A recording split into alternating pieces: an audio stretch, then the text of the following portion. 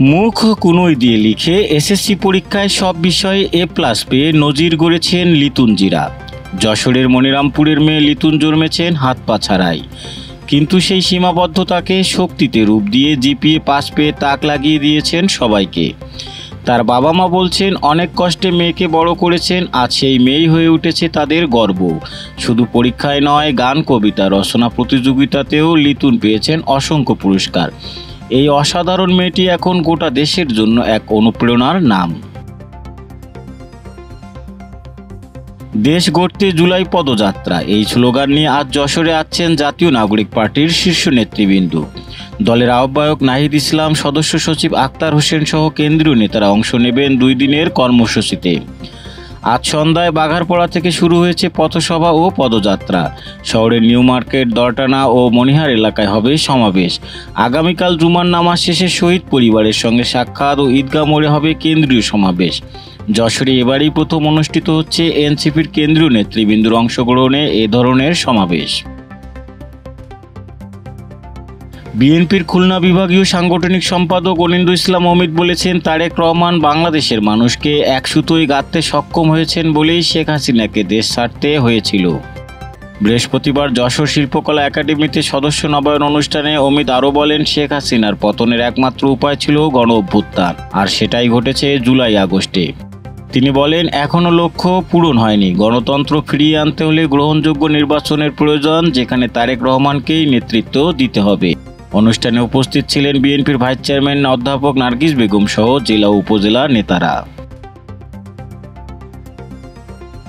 সংস্কার ও বিচারের আগে কোনো নির্বাচন নয়, এ বার্তা নিয়ে যশোরে জনসভায় বক্তব্য রাখলেন খেলাফত মজলিসের আমির মাওলানা মামিনুল হক। তিনি বলেন, জুলাই আন্দোলনের সময় সংগঠিত গণহত্যা ও ফ্যাসিস্ট সরকারের বিচার না হলে ইসলামী দলগুলো নির্বাচনে অংশ নেবে না। যশোর বিডি হলে অনুষ্ঠিত জনসভায় মামুনুল হক আরও বলেন, ইনসাফ ভিত্তিক রাষ্ট্র গড়তে হলে সংবিধান ও রাষ্ট্র ব্যবস্থার পুনর্গঠন অপরিহার্য।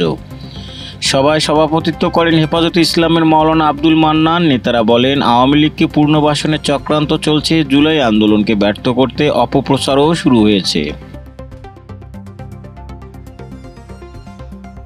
এসএসসি পরীক্ষার ফলাফলে এবার বড় ধরনের পতন ঘটেছে যশোর শিক্ষা বোর্ডে। পাশের হার দাঁড়িয়েছে 73.69%, আর জিপিএ পাস পেয়েছে 15,410 জন।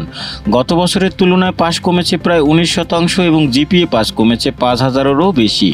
তবুও board chairman doctor Mosammat Asma Begum জানিয়েছেন, এই ফলাফলই বাস্তব এবং নির্ভরযোগ্য। তিনি বলেন, এবার আর আইওয়াস নেই, যোগ্য শিক্ষার্থীরাই পাশ করেছে। তবে আসার কথা, যশোর জেলা এবারও খুলনা বিভাগের মধ্যে সেরা হয়েছে। 393টি শিক্ষা প্রতিষ্ঠানের মধ্যে 75টি স্কুল শতভাগ পাশ করেছে। টানা বর্ষণে ধসে পড়েছে যশোর শহরের গরিবশা রোডের পুরনো একটি কালভার্ট। 1968 সালে নির্মিত এই কালভার্টের নিচে দেখা দিয়েছে বড় ফাটল।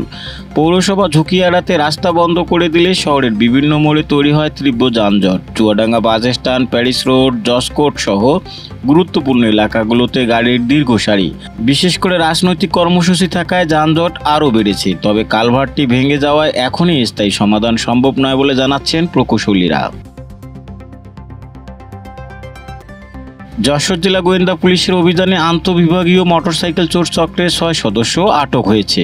উদ্ধার হয়েছে 4টি চোরাই মোটরসাইকেল। ডিবির ওসি মঞ্জুরুল হক ভূঁইয়ার নেতৃত্বে এই অভিযানে প্রথমে যশোর শহরের পালবালির এলাকা থেকে শহীদুল ইসলাম ওরফে শহীদকে আটক করা হয়। তার স্বীকারোক্তিতে নড়াইল, কালনাঘাট ও গোপালগঞ্জে অভিযান চালিয়ে আরও 5 জনকে আটক করা হয়। তাদের মধ্যে রয়েছে আকাশ সর্দার ও শাকের। আকাশের কাছ থেকে লাল রঙের অ্যাপাচি এবং গোপালগঞ্জের সাতপাড়া থেকে আরও 3টি মোটরসাইকেল উদ্ধার করা হয়। দেশ বিদেশের খবর সবার আগে জানতে ভিজিট করুন raddennews.net।